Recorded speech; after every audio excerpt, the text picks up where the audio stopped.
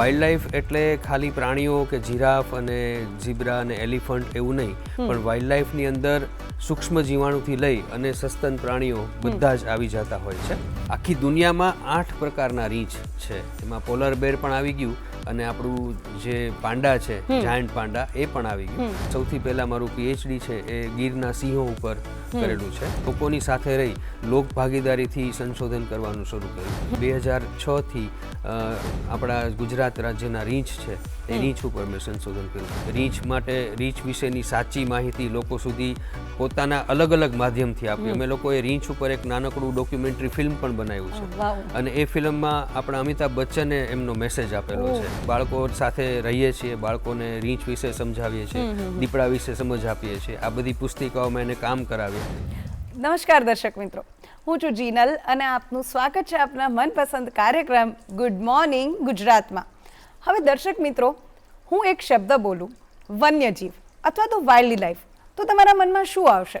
હવે તમે વિચારશો વાઘ, સિંહ, હરણ, જીરાફ, ઝેબ્રા, ઘણા બધા, અથવા તો વાર્તાઓમાં આપણે જેના નામ ખૂબ સાંભળ્યા છે એવા શિયાળ કે વરુ, એવા વધારે 4-5 પ્રાણીઓ, બરોબર?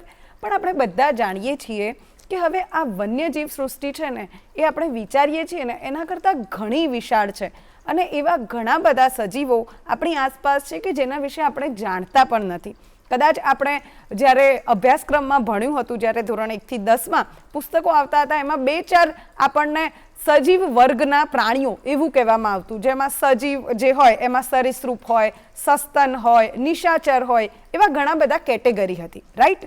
પણ કદાચ હવે હું તમને પૂછું ને તો તમને યાદ નહીં હોય, અથવા તો હું તમને 5 પ્રાણીઓના નામ આપું ને તો તમે એ કેટેગરીમાં એને ડિવાઈડ નહીં કરી શકો. પણ આજે આપણી સાથે જે વ્યક્તિ જોડાયા છે ને એ વ્યક્તિએ ના માત્ર ને માત્ર એમાંથી એક કેટેગરી ઉપર રિસર્ચ કર્યું છે, પણ એમણે ઘણા બધા એવા પ્રાણીઓ વિશે વાત કરી છે, ઘણા બધા પ્રાણીઓના હિતમાં એ કામ કરી રહ્યા છે અને માણસો અને પ્રાણીઓ વચ્ચે સાયુજ્ય જળવાય, સાયુજ્ય કેળવાય, માણસો વધારે સારી રીતે વન્યજીવ સૃષ્ટિને જાણે એના માટે પ્રયત્ન કરી રહ્યા છે અને ઘણા વર્ષોથી પ્રયત્નશીલ છે. PhD પણ એમણે પ્રાણીઓ પર જ કર્યું છે. તો આવો આપણે સ્વાગત કરીએ આપણા આજના અતિથિ ડૉક્ટર નિશિત ધારૈયાનું, કે જે જૂનાગઢની ભક્ત કવિ નરસિંહ મહેતા યુનિવર્સિટીમાં આવેલા centre of excellence for wildlife and conservation સ્ટડીઝના ડિરેક્ટર પણ છે. નિશિત સર, ખૂબ ખૂબ સ્વાગત છે તમારું અમારા આ કાર્યક્રમમાં. નમસ્તે બેન, good morning. Good morning Gujarat. જો હવે સર આપણે વાત કરીએ તો તમે એમ કીધું કે મેં તમારા ઇન્ટ્રોમાં એવું કીધું કે તમે ઘણા પ્રાણીઓ પર રિસર્ચ કર્યું છે અને મેં પહેલાં કેટેગરી વિશે વાત કરી, બરાબર? તો તમે એક કેટેગરી સસ્તન વર્ગના પ્રાણીઓ એના પર કામ કરેલું છે. તો સૌથી પહેલાં તો એ જે કેટેગરીઝ છે એના વિશે આપણા દર્શકોને સમજાવશો અને તમે કેમ આ જ કેટેગરીના પ્રાણીઓ પર કામ કરવાનું નક્કી કર્યું એના વિશે વાત કરશો. બેન, સૌથી પહેલાં તો જે તમે આ જે શબ્દ લીધો છે વાઇલ્ડ લાઈફ કે વન્યજીવ, અને એમાં તમે જે વાત કરી દર્શક મિત્રોને કે એમાં બધું જ આવી જાય છે, તો હું એની સાથે ખૂબ સહમત છું. વાઇલ્ડ લાઈફ એટલે ખાલી પ્રાણીઓ કે જીરાફ અને ઝીબ્રા અને એલિફન્ટ એવું નહીં, પણ વાઇલ્ડ લાઈફની અંદર સૂક્ષ્મ જીવાણુથી લઈ અને સસ્તન પ્રાણીઓ બધા જ આવી જતા હોય છે. તો એ વાઇલ્ડ લાઈફમાં એક કેટેગરી છે એ સસ્તન પ્રાણીની છે. અને સસ્તન પ્રાણીઓ એટલે એવા પ્રાણીઓ કે જેને 4 પગ છે, શરીર ઉપર વાળ છે, બચ્ચાને જન્મ આપે છે. તો આવા પ્રાણીઓ છે એ આપણા સૃષ્ટિમાં જે છે એને મેમલ્સ અથવા તો સસ્તન પ્રાણીઓ કહેવાય અને એ સસ્તન પ્રાણીઓ ઉપર વધારે અમે ફોકસ કરેલું છે. આવી જ રીતે પક્ષીઓ છે જેને વિહગ અથવા એવ્સ કહેવાય છે, તો એના ઉપર પણ કામ કરતા લોકો છે એને ઓર્નિથોલોજિસ્ટ કહેવાય. સસ્તન પ્રાણીઓ પર કામ કરતા હોય જે બાયોલોજિસ્ટ એને મેમોલોજિસ્ટ કહેવાય. આ રીતે રેપ્ટાઇલ્સ ઉપર કામ કરતા હોય તો એને હર્પેટોલોજિસ્ટ કહેવાય. જે સરીસૃપ વર્ગના અને દેડકા જેવા પ્રાણીઓ છે એને બંને જૂથને ભેગા કરીને હર્પેટોફોના કહીએ છીએ, તેને હર્પેટોલોજિસ્ટ કહેવાય. તો બધા પોતપોતાના ફિલ્ડમાં આવી રીતે રિસર્ચ કરતા હોય છે અને જ્યાં આગળ જે સંશોધનમાં સ્કોપ સારો હોય, જે સંશોધનની જરૂર હોય એવા ટોપિક ઉપર જે વૈજ્ઞાનિકો છે એ સંશોધન કરતા હોય છે. જી, તો તમે સસ્તન વર્ગના પ્રાણીઓ પર કામ કરેલું છે, એ કામ વિશે થોડું જણાવશો, શું કર્યું છે અને તમારા સંશોધનનો જે નિચોડ છે અથવા તો તમને શું મળ્યા છે, તારણો શું મળ્યા છે? તો સસ્તન પ્રાણીઓની વાત કરીએ તો મારું જ્યારે માસ્ટર્સ એટલે MSc મેં પ્રાણીશાસ્ત્રમાં કર્યું સૌરાષ્ટ્ર યુનિવર્સિટીમાંથી. MSc પૂરું કર્યા પછી મને PhD એટલે કે સંશોધન કરવાનો અવસર મળ્યો અને મારું જે PhDનું સંશોધન છે એ મેં મેમલ્સ ઉપર એટલે સૌથી પહેલાં મારું PhD છે એ ગીરના સિંહો ઉપર કરેલું છે. અને એ વખતે 2002માં મારું PhD પૂરું થયું એટલે 1996માં મેં PhD શરૂ કર્યું. એ સમયમાં સિંહની સંખ્યા અત્યારે છે એના કરતાં બહુ જ ઓછી હતી. ત્યારે 305 જેટલા સિંહો ગીરમાં હતા અને ત્યારે બહુ નવી વાત હતી કે સિંહ છે ગીરની બહાર નીકળવાનું શરૂ કર્યું હતું. એટલે કે દરિયાકાંઠા તરફ જતા હતા, જૂનાગઢના ગિરનાર તરફ સિંહ આવતા હતા.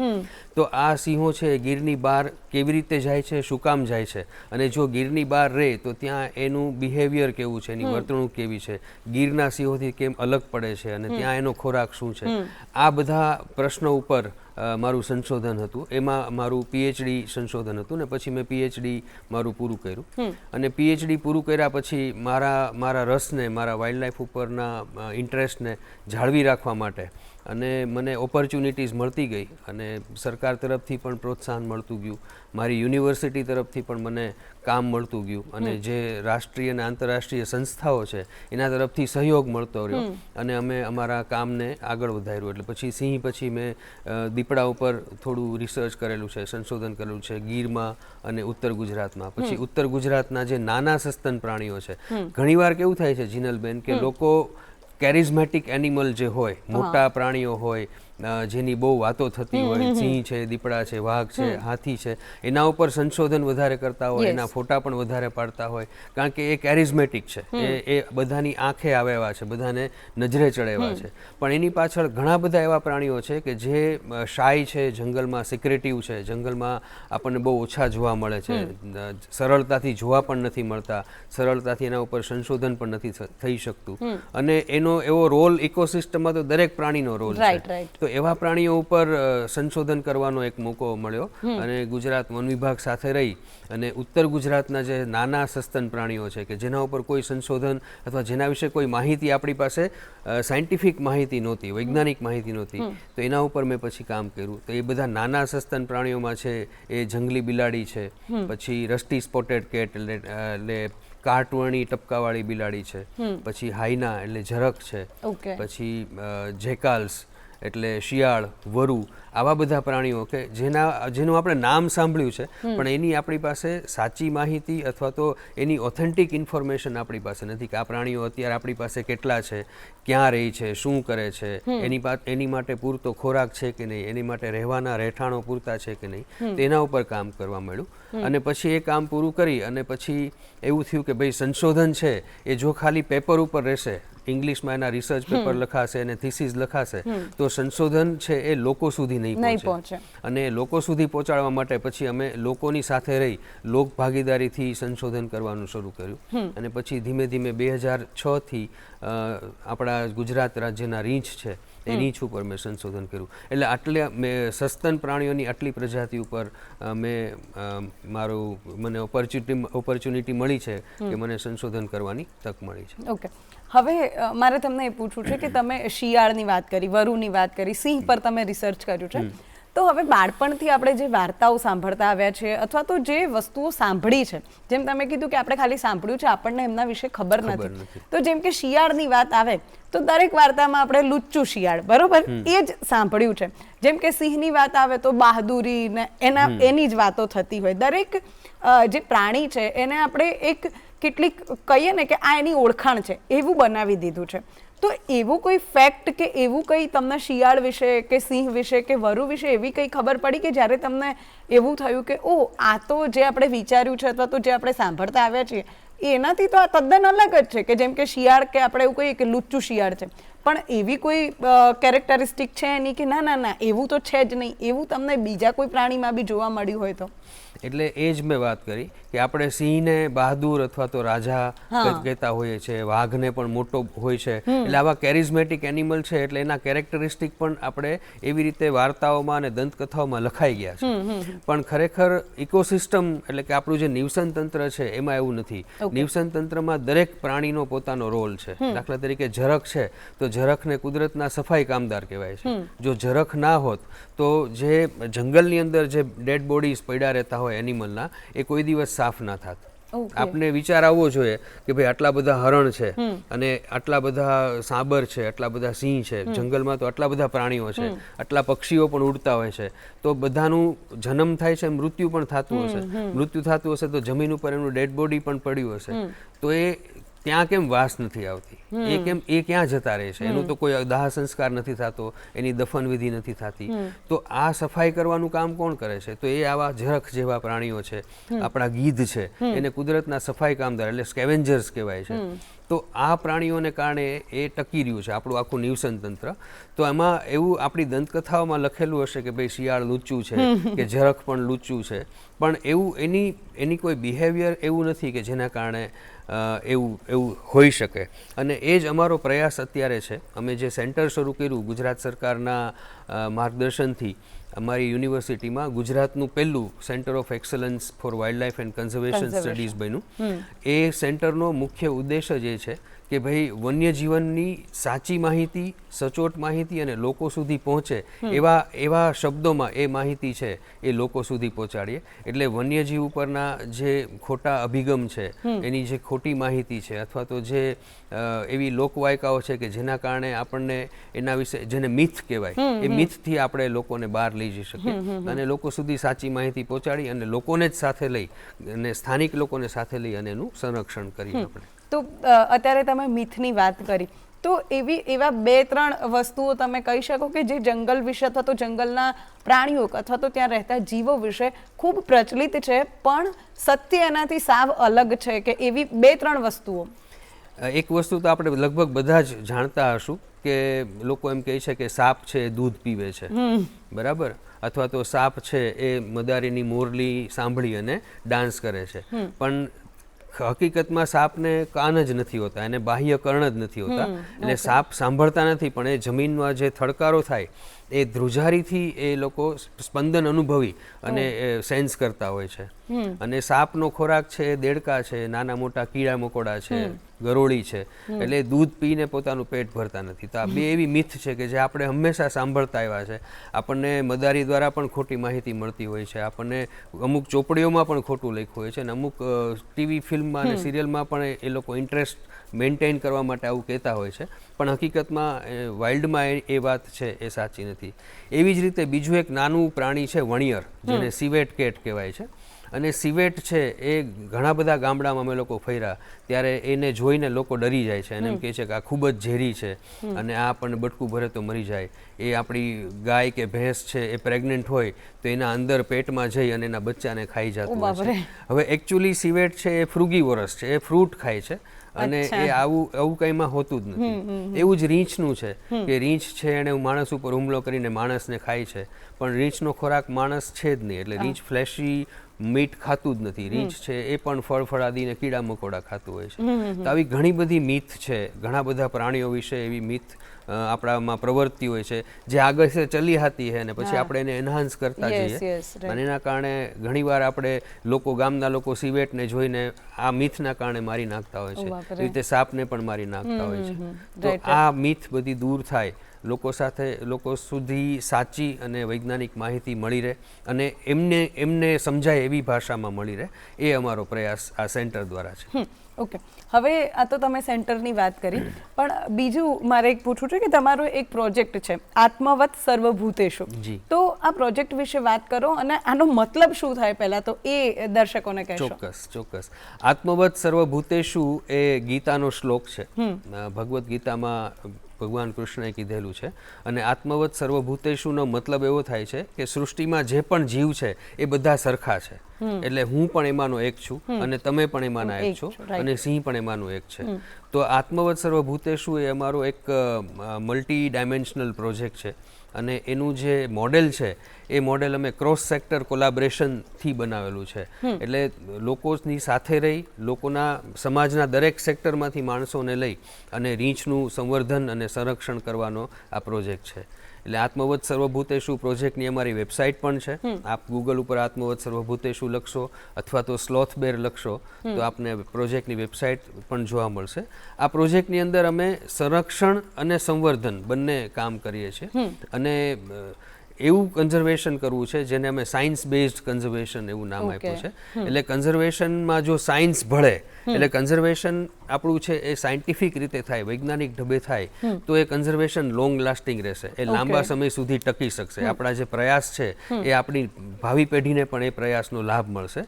એટલે અમે સાયન્સ બેઝ કન્ઝર્વેશન શરૂ કર્યું. એમાં અમે રીંછ વિશેની ખોટી માન્યતાઓ છે, પછી રીંછના હુમલા ન થાય એ માટે લોકોમાં જાગૃતિ ફેલાવવાનું, રીંછ માટે રીંછ વિશેની સાચી માહિતી લોકો સુધી પોતાના અલગ અલગ માધ્યમથી આપી. અમે લોકોએ રીંછ ઉપર એક નાનકડું ડોક્યુમેન્ટરી ફિલ્મ પણ બનાવ્યું છે અને એ ફિલ્મમાં આપણા અમિતાભ બચ્ચને એમનો મેસેજ આપેલો છે, વિડીયો મેસેજ. તો એ ફિલ્મ પણ અમે યુટ્યુબ ઉપર છે અને એ પણ ફ્રી અવેલેબલ છે.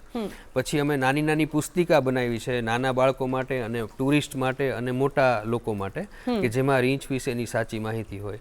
એવી રીતે રીંછ ઉપર જે વન વિભાગના આપણા વનકર્મીઓ છે એ રીંછનું મોનિટરિંગ કરતા હોય તો એ મોનિટરિંગ કેવી રીતે કરવું, એમાં શેનું ધ્યાન રાખવું, તો એવી પણ એક પુસ્તિકા છે. અને આ બધી પુસ્તિકાઓ છે અમે ફ્રી ઓફ કોસ્ટ રીંછના વિસ્તારમાં ડિસ્ટ્રીબ્યુટ કરીએ છીએ. એક નાની ગમ્મત સાથે રીંછને જાણો એવી એક એક્ટિવિટી બુક છે કે જેમાં ટપકા જોડવાના, કલર પૂરવાના, અને એ અમે આદિવાસીના જે લોકો છે, બાળકો છે વનબંધુઓના કે જે આદિવાસી સ્કૂલમાં ભણતા હોય અને જે આપણા ખાસ સાચા મેસેન્જર છે, કારણ કે એમને જે સમાચાર એમની પાસે જે નોલેજ હશે એના ફેમિલી સુધી જવાનું છે. તો અમે એને ટાર્ગેટ કરી અને એ બાળકો સાથે રહીએ છીએ, બાળકોને રીંછ વિશે સમજાવીએ છીએ, દીપડા વિશે સમજ આપીએ છીએ. આ બધી પુસ્તિકાઓમાં એને કામ કરાવીએ અને એ વિશે આ બધી પુસ્તિકાઓથી એ લોકો જાણી શકે અને લોકો સુધી આ માહિતી પહોંચાડી શકે.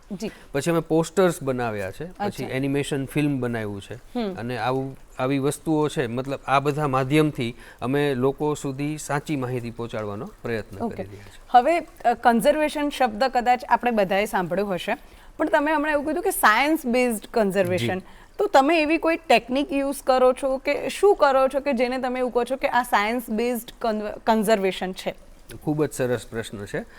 સાયન્સ બેઝડ કન્ઝર્વેશનમાં પહેલી વાત તો એ આવે છે કે અમે જે માહિતી આપીએ છીએ એની પાછળ વૈજ્ઞાનિક ઓથેન્ટિસિટી છે.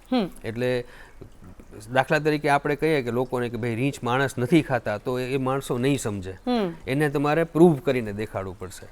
તો એ પ્રૂવ કરવા માટે અમે થોડો સાયન્સનો ઉપયોગ કરીએ છીએ કે ભાઈ રીંછનું જડબું ખુલેલું હોય એવો ફોટો બતાવીએ. તો રીંછની આપણે વાત કરીએ તો રીંછના જડબામાં ઉપરના બે દાંત નથી હોતા, જેને આપણે રાક્ષી દાંત કહીએ છીએ, જે કટ કરવામાં જેનો યુઝ થાય, એને કાયમ માટે હોતા જ નથી. અને એનો નીચેનો હોઠ છે એ લબડતો હોય છે, એને કારણે એક સ્ટ્રો જેવું સ્ટ્રક્ચર બને અને આ સ્ટ્રક્ચરને કારણે રીંછ છે એ ખાઈ નથી શકતું, એ ચૂસી જ શકે છે. હવે જો આ વસ્તુ હું સાયન્ટિફિક રીતે લોકોને સમજાવું તો લોકોના મગજમાં ઉતરી જશે કે ઓકે, રીંછ આપણને બટકું ભરશે નહીં અથવા આપણું માંસ ખાશે નહીં. રીંછ તો હંમેશા ઉદયનો રાફડો છે એમાંથી ઉદય શક કરીને ખાતું હોય કે ફળાદી શક કરીને ખાતું હોય કે ચૂસીને ખાતું હોય, કારણ કે એને કાપવા માટેના દાંત એની પાસે છે જ નહીં. તો આવી માહિતી છે અમે લોકો સુધી પહોંચાડીએ છીએ. બીજી વસ્તુ છે કે રીંછનો આવવાનો, જંગલમાં ફરવાનો સમય છે એ પણ અમે સાયન્ટિફિક રીતે પહેલાં એનું સંશોધન કર્યું કે ભાઈ રીંછ કયા સમયે જંગલમાં સૌથી વધારે જોવા મળે છે, પછી રીંછ કયા સિઝનમાં કયું ફ્રૂટ ખાય છે, કયું એનું શું ફૂડ. આપણે જેમ મેનુ હોય એમ રીંછનું પણ મેનુ જંગલમાં છે કે ભાઈ વિન્ટરમાં, શિયાળામાં એ આ જ વસ્તુ ખાય છે, ઉનાળામાં આ જ વસ્તુ ખાય છે, ચોમાસામાં આ જ વસ્તુ ખાય છે. પછી રીંછની માદા છે, જે મધર છે, બચ્ચાને જન્મ આપે તો એક અંધારી ગુફામાં જન્મ આપે છે અને જન્મ આપ્યા પછી 1.5 મહિના સુધી માદા બહાર જ નથી આવતી, બચ્ચા સાથે જ રહી છે અને ત્યારે એ સૌથી વધારે આક્રમક હોય છે પ્રોટેક્શન માટે બચ્ચાના. તો આ બધી વાત છે અમે સંશોધન, પહેલાં અમે 5 વર્ષ આના ઉપર સંશોધન કર્યું, બધી માહિતી ભેગી કરી, એ માહિતીનું કન્વર્ઝન કર્યું લોકભોગ્ય ભાષામાં અને હવે એને પહોંચાડીએ છીએ. એટલે અમે આને સાયન્સ બેઝડ કન્ઝર્વેશન એવું નામ આપ્યું છે. તો દર્શક મિત્રો, નિશિતભાઈ સાથે હજુ ઘણી વધારે વાત કરવાની છે. હજુ એમણે સ્લોથ બિયર શબ્દ વાપર્યો છે, તો આ શબ્દ શું છે અને આ બિયર જે છે એ બીજા કરતાં કેવી રીતે અલગ પડે છે એ બધું જાણવાનું છે. પરંતુ અત્યારે સમય થયો છે એક નાનકડા વિરામનો. મળીએ વિરામ બાદ. વિરામ બાદ આપનું સ્વાગત છે. બ્રેકમાં જતાં પહેલાં મેં તમને કીધું હતું કે નિશિતભાઈએ એક શબ્દ વાપર્યો, સ્લોથ બેર. હવે આ સ્લોથ બેર શું છે અને એ કેવી રીતે બીજા બેરથી અલગ પડે છે એ આપણે જાણીશું. તો નિશિતભાઈ, પ્રશ્ન તો મેં પૂછી જ લીધો છે, તો આ સ્લોથ બેર પહેલાં તો શબ્દ સમજાવો કે શું છે એમ. ઓકે, સ્લોથ કરીને એક પ્રાણી છે જે અમેઝોનના જંગલમાં થાય છે. એ જુદું પ્રાણી છે. એના નખ લાંબા હોય છે, ધીમે ધીમે ચાલે છે અને ઝાડ ઉપર લટકીને જનરલી રહેતું હોય છે. એના નખથી, આવા લાંબા અને વળેલા નખથી એ ઝાડની ડાળને આવી રીતે પકડી રાખે છે. અને બેર એટલે રીંછ. એ રીંછ એ અલગ પ્રજાતિનું પ્રાણી છે અને સ્લોથ બેર છે એ આ બેનું મિક્સચર નામમાં થયું છે. એના જનીનોમાં કોઈ મિક્સચર નથી. પ્રાણી બંને અલગ છે, પ્રજાતિઓ બંને અલગ છે અને ખાલી એનું નામ છે એ સ્લોથ બેર એવી રીતે પડ્યું છે કે એના નખ લાંબા છે. એટલે જ્યારે અંગ્રેજોના સમયમાં અહીંથી એક આવું રીંછ પકડાય અને લંડનના ઝૂમાં જતું હતું ત્યારે પિંજરવું સ્ટીમરમાં હતું, એની અંદર રીંછ હતું અને લોકો પોર્ટુગલ આજુબાજુ લોકો એને જોવા ગયા તો પાછળથી જે લોકો જોતા હતા એને રીંછનું મોઢું ને એ બધું દેખાતું હતું. નીચેથી લોકોને રીંછના નખ દેખાતા હતા. એટલે કેટલાક લોકોએ કીધું કે આ સ્લોથ છે, કેટલાક લોકોએ મોઢું જોઈને કીધું કે આ બેર છે, એટલે એનું નામ સ્લોથ બેર પડ્યું. સ્લોથ બેરને હની બેર પણ કહે છે કારણ કે મધ ખૂબ જ ખાય છે. અને યુરોપના પ્રદેશમાં એને લેબિએટેડ બેર કહે છે કારણ કે એનો નીચેનો હોઠ લબડતો હોય છે. મેં જે હમણાં વાત કરી એ પ્રમાણે, તો એને લેબિએટેડ બેર અથવા હની બેર અથવા સ્લોથ બેર કહે છે. અને આપણે ગુજરાતીમાં એને રીંછ કહીએ છીએ, હિન્દીમાં ભાલુ કહે છે. આખી દુનિયામાં 8 પ્રકારના રીંછ છે. એમાં પોલર બેર પણ આવી ગયું અને આપણું જે પાંડા છે, જાયન્ટ પાંડા, એ પણ આવી ગયું. તો 8 પ્રકારના રીંછ છે. એમાંથી આપણું સ્લોથ બેર છે એ એક છે. દુનિયાની વાત પછી ભારતની વાત કરું તો ભારતમાં 4 જાતના રીંછ છે. હિમાલયન બ્રાઉન બેર જે માત્ર હિમાલય ક્ષેત્રમાં જોવા મળે છે. પછી એશિયાટિક બ્લેક બેર જે હિમાલય અને નોર્થ ઇસ્ટના ભાગમાં જોવા મળે છે. પછી સ્લોથ બેર જે ઉત્તર ભારતથી લઈને દક્ષિણ ભારત સુધી આખા ભારતમાં ફેલાયેલા છે. અને ચોથું છે સનબેર જે રીંછના ફેમિલીનું સૌથી નાનું રીંછ છે, સૌથી નાના કદનું રીંછ છે. એને રીંછનું હમિંગ બર્ડ પણ કહે છે કારણ કે બહુ જ નાનું છે, કૂતરા જેટલું નાનું છે. અને એને સનબેર કહે છે.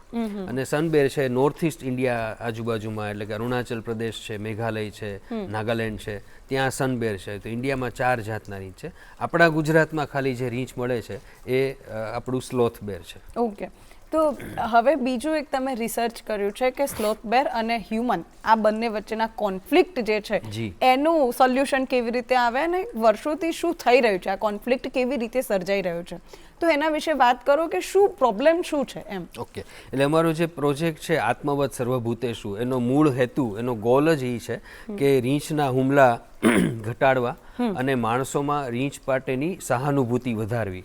જો માણસોમાં સહાનુભૂતિ વધશે તો માણસોને જે રીંછ માટેનો અણગમો છે ઓછો થશે. કારણ કે હું રીંછને તો સમજાવવા નથી જઈ શકવાનો કે ભાઈ માણસો ઉપર હુમલા ન કરવા જોઈએ, પણ આપણે માણસોને તો સમજાવી શકશું કે ભાઈ આ જગ્યાએ ના જાઓ, ત્યાં રીંછે બચ્ચાને જન્મ આપ્યો છે, આ સમયે જંગલમાં ના જાઓ નહીતર તમારા ઉપર રીંછ હુમલો કરશે, આવી વસ્તુ જંગલમાંથી કલેક્ટ ના કરો.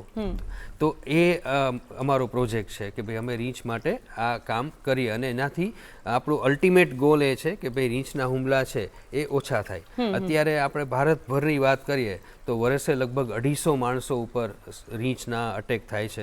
કદાચ અત્યારે એનાથી પણ વધારે આંકડો પહોંચી ગયો છે. આપણા ગુજરાત રાજ્યમાં પણ ઉત્તર ગુજરાતથી લઈ અને દક્ષિણ ગુજરાત સુધી રીંછ ફેલાયેલા છે, જેમાં ઉત્તર ગુજરાતના જંગલો, બાલારામ અંબાજી ને જેસોરના જંગલો, ઉત્તર પૂર્વમાં જે પોળોના જંગલો છે, મધ્ય ગુજરાતમાં રતનમહાલ ને જાંબુઘોડા છે અને દક્ષિણ ગુજરાતમાં શૂલપાણેશ્વર વિસ્તાર છે, ત્યાં રીંછ છે. અને આ રીંછ છે એ માણસોની બહુ નજીક રહે છે કારણ કે ત્યાં માણસો પણ રહેતા હોય છે, આપણા આદિવાસીઓ વનબંધુઓ ત્યાં રહેતા હોય છે અને એ લોકો જંગલની પેદાશો ઉપર આધારિત છે. તો એ રીંછના હુમલા ત્યાં વધારે થાય છે. અને રીંછનો જે હુમલો થાય ત્યારે એક બહુ ડેડલી હોય છે કારણ કે એના નખ લાંબા છે, એના જડબા ખૂબ જ મજબૂત છે અને એક રીંછનું વજન આશરે 100 કિલો જેટલું હોય. એટલે જ્યારે માણસ પર હુમલો કરે ત્યારે માણસને ખાસી એવી ઈજા થાય છે. મૃત્યુ તો નથી થતું પણ ઈજા બહુ ડેડલી હોય છે. ઘણા કેસમાં, વર્સ્ટ કેસમાં મૃત્યુ પણ થતું હોય છે. પણ મૃત્યુ કર્યા પછી રીંછ માણસને ખાતું નથી. તો હુમલાના કારણો શું છે એ અમારો પહેલો સંશોધનનો પ્રશ્ન હતો. તો એ કારણોમાં અમે સૌથી પહેલાં એ જાણવા મળ્યું કે ઘણા બધા જંગલમાં એવા રિસોર્સિસ છે જે માણસો અને રીંછ વચ્ચે શેર થાય છે. માણસો પણ એનો ઉપયોગ કરે છે અને રીંછ પણ. એક સીધું ઉદાહરણ આપું તો મહુડો. મહુડાના જે ડોડી છે એ લેવા માટે માણસો પણ જાય છે, કારણ કે માણસો એમાંથી મહુડાનો દારૂ બનાવે છે, મહુડાનો ગોળ બનાવે છે. એવી જ રીતે બીજું ઉદાહરણ છે બોર. તો બોર પણ લોકો ભેગા કરીને વેચતા હોય છે, તો એ બોર તોડવા જાય છે. તો આ બંને મહુડો અને બોર એ બંને રીંછના પણ ખોરાક છે, અને રીંછ એ જ સમયે મહુડો ખાવા પણ આવે છે. એ જ સમયે આપણા લોકો ત્યાં મહુડો ભેગો કરવા ગયા હોય છે. પછી ઘણા લોકો હજુ પણ શૌચાલય માટે જંગલમાં જતા હોય છે, તો એવા ટાઈમે વહેલી સવારે જતા હોય. તો વહેલી સવાર અને મોડી સાંજ એ રીંછનો સમય છે, ત્યારે રીંછ પણ ત્યારે ફરતું હોય છે જંગલમાં. ત્યારે અચાનક જ્યારે રીંછ અને માણસ આમને સામને આવી જાય, ત્યારે પોતાના સ્વ બચાવ માટે અથવા તો એના બચ્ચાને બચાવવા માટે રીંછ માણસ ઉપર હુમલો કરે છે.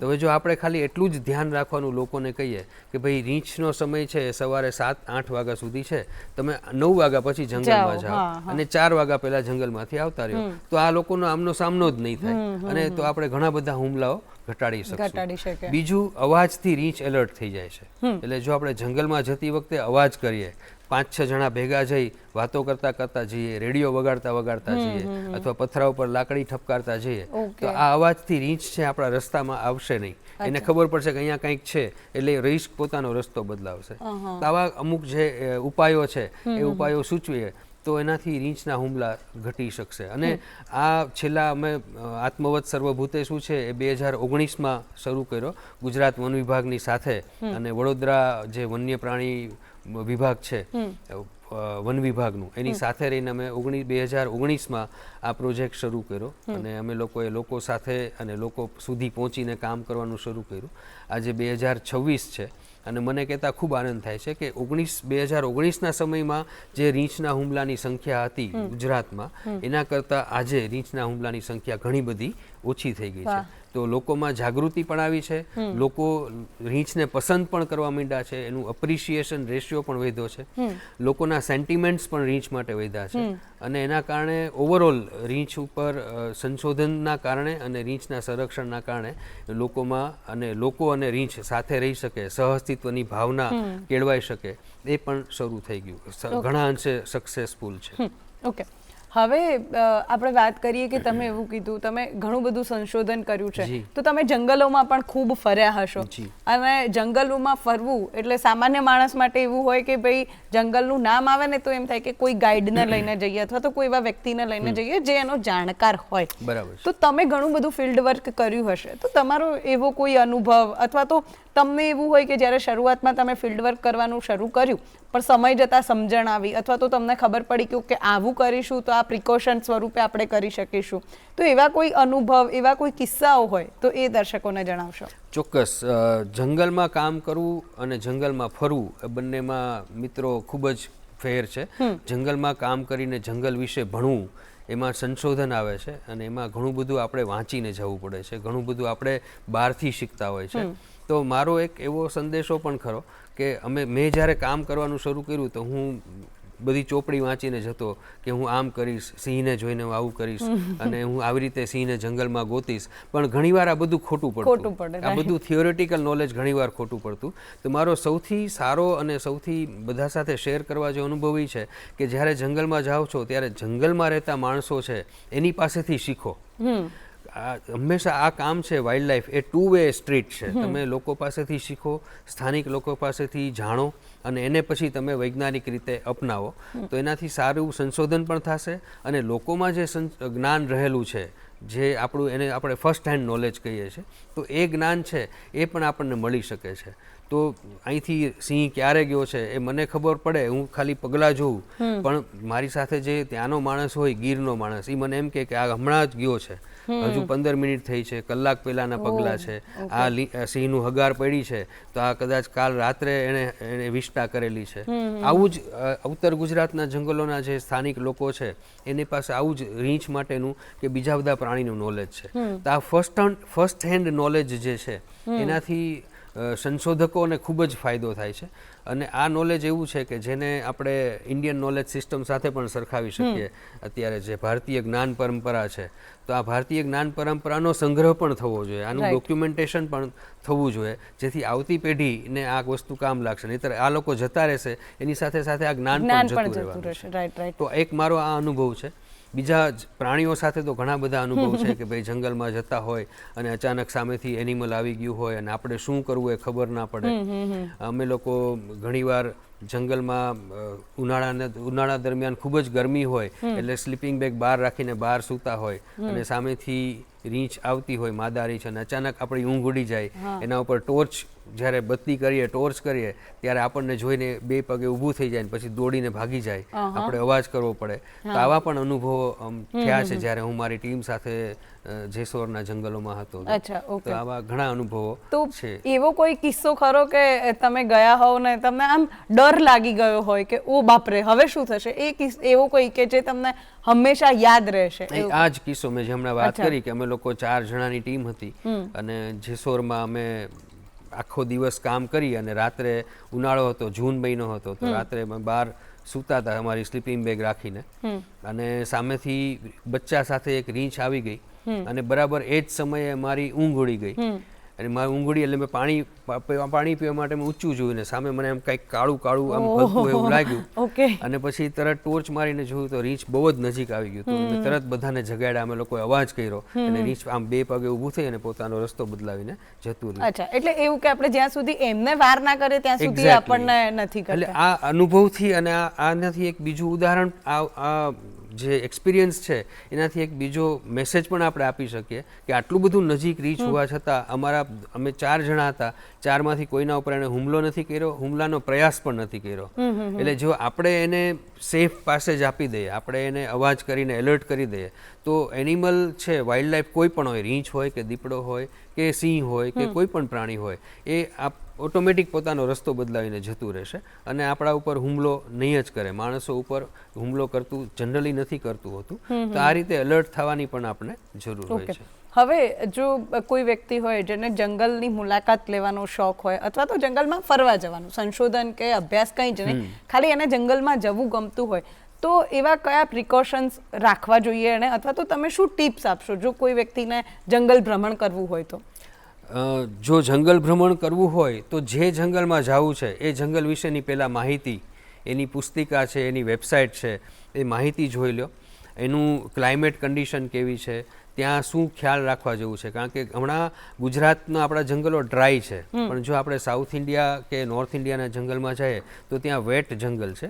તો લીચ એટલે જેને જળો કહીએ છીએ એ પણ હોય છે, ટિક્સ ને માઇટ્સ હોય છે જે આપણા બોડી ઉપર ચડી જતી હોય. તો જે જગ્યાએ આપણે ફરવું છે, જે જગ્યાએ આપણે ભ્રમણ કરવું છે, પહેલાં તો એનો લોકલ ચિતાર આપણી પાસે હોવો જોઈએ, એની ઇન્ફોર્મેશન હોવી જોઈએ. ત્યાં કયા પ્રાણી પક્ષીઓ છે, કયા વનસ્પતિઓ છે, ત્યાંનું લોકલ માણસો કયા છે, ત્યાંની જે કમ્યુનિટી છે એ શું છે, કમ્યુનિટીનું કલ્ચર વિશે પણ આપણે જાણવું જોઈએ. તો આ બધું જાણી અને પછી આપણે ત્યાં જઈએ તો આપણે જે જાણેલું છે એને આપણને માણવા મળશે. કદાચ આપણે જંગલમાં જઈએ અને આપણને વાઘ જોવા ન મળે તો આવું જો જશો, આવી રીતે જશું તો આપણને અફસોસ નહીં થાય. પણ ખાલી આપણે જીપ્સી સફારી કરશું, ફરવા જશું ને એક જ એમ લઈને જશું કે મને વાઘ ન મળ્યો તો બહુ દુઃખ થશે. પણ જો એની ઇન્ફોર્મેશન લઈને જશું, તમે ઘણું બધું જાણ્યું હોય કે ભાઈ પેંચ ટાઈગર રિઝર્વ છે એ શું છે, તો પેંચ છે મોગલીની જગ્યા છે, તો ત્યાં મોગલી વિશે જાણ્યું હોય, ત્યાંના સ્થાનિક લોકો વિશે જાણ્યું હોય, ત્યાંની બાયોડાયવર્સિટી વિશે જાણ્યું હોય, અને પછી જે જાણેલું છે, વાંચેલું છે એ વસ્તુ ત્યાં આપણને માણવા મળશે, તો આપણે ભૂલી જશું કે આપણે ટાઈગર જોવા નથી મળ્યો. બીજી ઘણી બધી વસ્તુઓ હોય છે, તો એને આપણે ખરી રીતે માણી શકશું અને આપણે એને અપ્રિશિએટ કરી શકશું. ઓકે, એવી કોઈ એક વાત જે જંગલો વિશે તમને ખૂબ પ્રિય હોય? જંગલો વિશે પ્રિય વાત તો એ છે કે ભાઈ જે મનુષ્ય છે એ હજુ આપણા ઘણા બધા એવી ટ્રાઇબ્સ છે, ઘણા બધા વનબંધુઓ છે જે જંગલ અને જંગલના પ્રાણીઓ સાથે સહઅસ્તિત્વ કેળવીને રહે છે, જંગલનું પોતે પણ ધ્યાન રાખે છે અને જંગલ એનું પણ ધ્યાન રાખે છે. તો જે આ કોએક્ઝિસ્ટન્સ છે એ મારા માટે ખૂબ જ એડોરેબલ છે, જેને હું ખૂબ જ આદર કરું છું.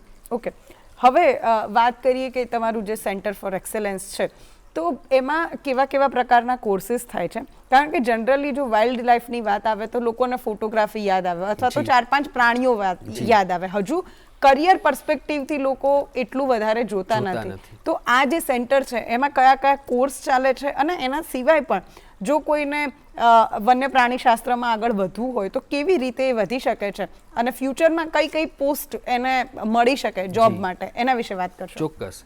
તો સેન્ટર ઓફ એક્સલન્સ છે એ ગુજરાત સરકાર દ્વારા શરૂ કરાયેલું ગુજરાતનું પ્રથમ અને એકમાત્ર એવું સેન્ટર છે કે જ્યાં એક્સક્લુઝિવલી વન્ય પ્રાણી ઉપર સંશોધનો અને શિક્ષણ શરૂ થયું છે.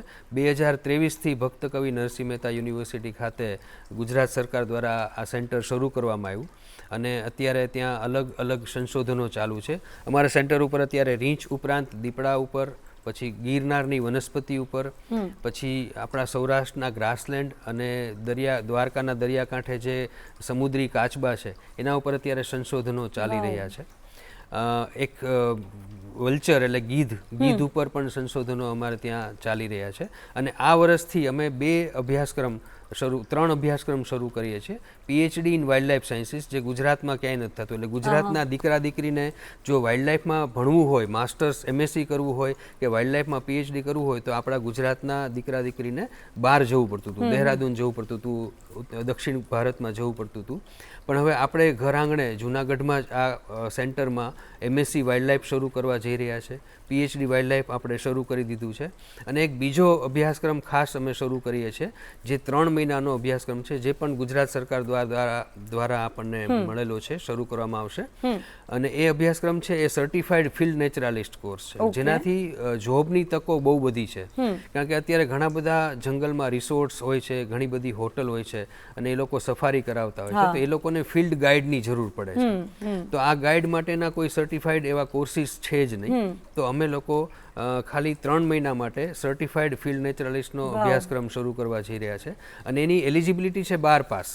સાયન્સ, આર્ટ્સ, કોમર્સ કોઈ પણ વિદ્યાર્થી હોય, 12મું ધોરણ પાસ હોય, થોડું ઘણું ગુજરાતી ઇંગ્લિશ આવડતું હોય, તો એને અમે ટ્રેનિંગ એવી આપવાના છીએ કે ખાલી વાઇલ્ડ લાઈફ વિશે નહીં, પણ એને હાઉસકીપિંગ પણ આવડે, કમ્યુનિકેશન પણ આવડે, ડ્રાઇવિંગ પણ આવડે, ફોટોગ્રાફી પણ આવડે. એટલે કોઈ એવા ગેસ્ટ આવ્યા હોય, કોઈ હોટલમાં એને જોબ મળે નેચરાલિસ્ટ તરીકે, કોઈ ગેસ્ટ આવે તો એને ગેસ્ટને બધું જ એ કરાવી શકે, એવા સક્ષમ યુથને આપણે એડ્રેસ કરી શકીએ એવો અભ્યાસક્રમ અમે લગભગ આ સત્રથી શરૂ કરવા જઈ રહ્યા છે. તો આવા ઘણા બધા અભ્યાસક્રમો છે. પછી બહારના વિદ્યાર્થીને માસ્ટર્સમાં ઇન્ટર્નશીપ પણ કરાવીએ છીએ અને ડેઝર્ટેશન પણ કરાવીએ છીએ. તો આ બધી એક્ટિવિટીઝ છે એ આ સેન્ટરમાં અમારું વિઝન છે કે ભાઈ થોડા વર્ષમાં આ સેન્ટર છે એક ઇન્સ્ટિટ્યૂટ તરીકે બની જાય અને ગુજરાતના વિદ્યાર્થીઓને અને ગુજરાતના લોકોને સૌથી વધારે આનો લાભ મળે અને ગુજરાતના વન્ય પ્રાણીનું સંરક્ષણ થાય, એ અમારો એઇમ છે. Yes, okay. હવે એક નાનકડો રેપિડ ફાયર રાઉન્ડ છે જે તમારા શોખને લગતો છે. હું 2 ઓપ્શન આપીશ, એમાંથી તમારે જવાબ આપવાનો છે, બરોબર? Early morning or night survey? Night સર્વે. કેમ? મોટાભાગના પ્રાણીઓ છે રાત્રે જોવા મળતા હોય છે, નિશાચર હોય છે, અને રાત્રે આખું જંગલનો અવાજ આખો જુદો થઈ જાય છે. તો જનરલી આ તો મને ક્યુરિયોસિટી થાય છે, જનરલી એવું હોય ને કે આપણે એવું સાંભળ્યું કે રાત્રે જંગલ વધારે ભયાનક હોય, તો એવું હોય છે ખરું? નથી હોતું, એવું ખરેખર નથી હોતું. શાંતિને કારણે આપણને જ્યાં શાંતિ દેખાય ત્યાં ભયાનકતા દેખાતી હોય છે, પણ એવું નથી હોતું. Okay. Jungle or lab? Jungle. Okay. Camera trap or direct observation? Camera trap.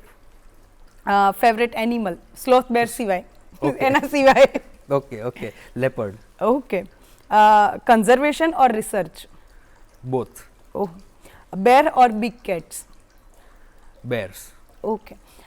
હવે બીજું મારે પૂછવું છે કે અત્યારે કેવું હોય કે તમે પ્રયત્ન કરો છો, ઘણા લોકો પ્રયત્ન કરતા હશે કે વન્યજીવો અને માણસો વચ્ચે સાયુજ્ય કેળવાય, તેમ છતાં અત્યારે ઘણા બનાવો એવા બનતા હોય કે ભાઈ વન્યજીવો છે શહેરમાં આવી જાય અને પછી સંઘર્ષ થતો હોય છે. તો એક સામાન્ય માણસને અથવા તો આપણી જે ઓડિયન્સ છે, જે લોકો અત્યારે જોઈ રહ્યા છે, એમને તમે શું સલાહ આપશો કે જેનાથી માણસો અને વન્યજીવો વચ્ચે સાયુજ્ય કેળવાઈ રહે?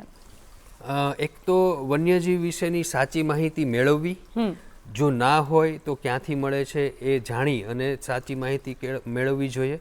વન્યજીવ વિશે જાણવું જોઈએ અને વન્યજીવ જો આપણી આસપાસના વિસ્તારમાં આવે તો વન વિભાગનો સંપર્ક કરી અને આપણે એનાથી કેવી રીતે દૂર રહી શકીએ અને વન્યજીવને આપણાથી કેવી રીતે દૂર રાખી શકીએ એ વિશે આપણે સમજ કેળવવી જોઈએ. જો આપણે એના વિશે સાચું જાણતા હશું તો આપણને એના માટે અણગમો નહીં જ થાય, એ મને ખાતરી છે. તો એના માટે વન્યજીવ વિશે સાચી માહિતી મળવી અને સાચી માહિતી પ્રાપ્ત કરવી એ ખૂબ જ જરૂરી છે. ઓકે, અને એક એવું કારણ અથવા તો એક એવો પોઈન્ટ જે આ કોન્ફ્લિક્ટનો અથવા તો આ સંઘર્ષનું મુખ્ય કારણ તમે માનો છો માણસો તરફથી, એ કયું હોઈ શકે? રહેઠાણ, વન્ય પ્રાણી માટેનું રહેઠાણમાં ઘટાડો થવો, જંગલોની જે લેન્ડ યુઝ પેટર્ન છે એ ચેન્જ થઈ જાવી, અને બીજું છે એ અવેરનેસ, માણસોમાં લેક ઓફ અવેરનેસ. આ બે મુખ્ય કારણો છે કે પ્રાણી માટે રહેઠાણ નથી એટલે જંગલમાંથી બહાર નીકળીને આપણી બાજુ આવે છે, અથવા તો આપણે આપણો જંગલમાં જઈ રહ્યા છે જેને કારણે આપણે એની જગ્યા પચાવી પાડીએ છીએ. તો આ મુખ્ય કારણ છે કે જેના કારણે વન્યજીવ અને માણસો વચ્ચે સંઘર્ષ થાય છે. જી, તો દર્શક મિત્રો, આઈ એમ શ્યોર તમને ખૂબ મજા આવી હશે અને આજે તમે ઘણું બધું એવું જાણ્યું હશે કે જે અત્યાર સુધી તમે માનતા આવ્યા હશો કે ભાઈ આ તો આવું જ હોય, પણ એવું નથી. જેમ કે સાપનું દૂધ પીવાવાળી વાત, સાપનું મદારીની જે વાસળી હોય છે એ સાંભળીને નાચવાવાળી વાત, અને બીજું સૌથી મહત્ત્વની વાત આજે આપણે જાણી કે જ્યાં સુધી તમે વન્યજીવને હેરાન નહીં કરો ને ત્યાં સુધી એ તમારા પર હુમલો નહીં કરે. નિશિતભાઈનો ખૂબ ખૂબ આભાર કે તમે આટલી સરસ મજાની વાતો અમને કીધી, અને કદાચ આ જે શો છે અથવા તો તમારી જે આજે તમે જે વાતો કરી છે એ વન્યજીવો સાથે સાયુજ્ય કેળવવામાં મને અને આપણા જે દર્શક મિત્રો છે એમને ચોક્કસથી મદદ કરશે. તો દર્શક મિત્રો, હવે તમારે જો અમને આ શો વિશે કંઈ કહેવું હોય, આ શો વિશે કોઈ પ્રતિભાવ આપવા હોય તો તમે good morning Gujarat show @gmail.com પર અમને લખીને મોકલી શકો છો.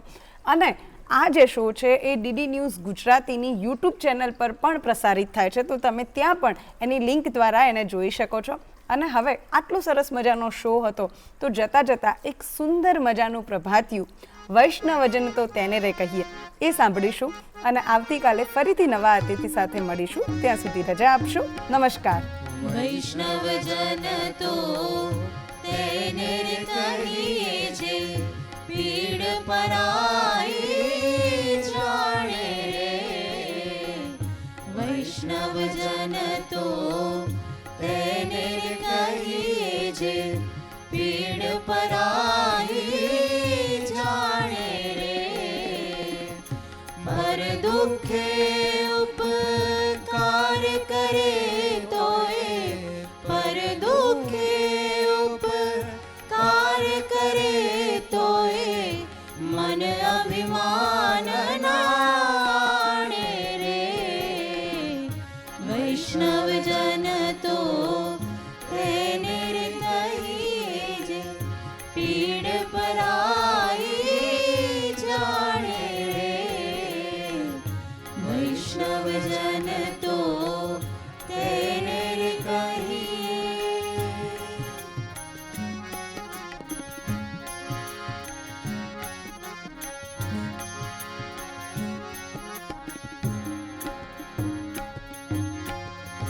સકળ લોકમાં સૌને વંદે, નિંદા ન કરે કેની રે.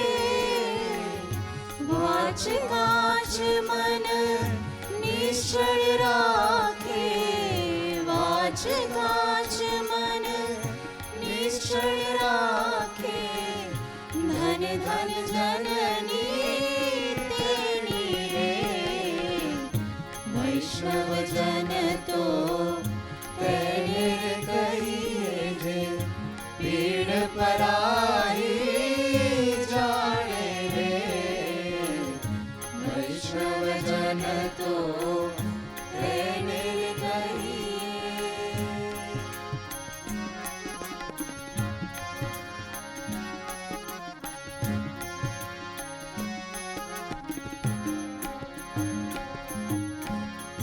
સમદ્રષ્ટિને કૃષ્ણ ત્યાગી પર શ્રી જયને માત રે.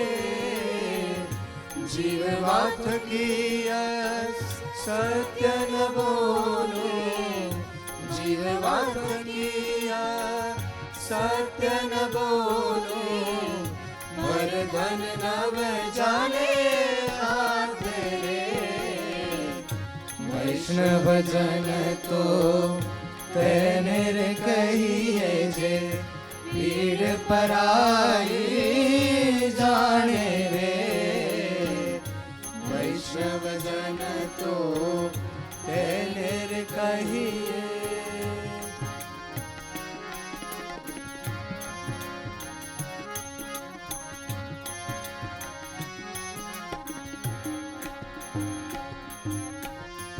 મોહ માયા તે નહીં જેને દ્રઢ વૈરાગ્ય જેના મન મારે રામ નામ શું કાળી રે વાગી રામ નામ શું કાળી રે વાગી સકળ તીરથ ચેના તન મારે વૈષ્ણવજન તો તેને રે કહીએ જે પીડ પરાઈ જાણે રે વૈષ્ણવજન તો તેને રે કહીએ.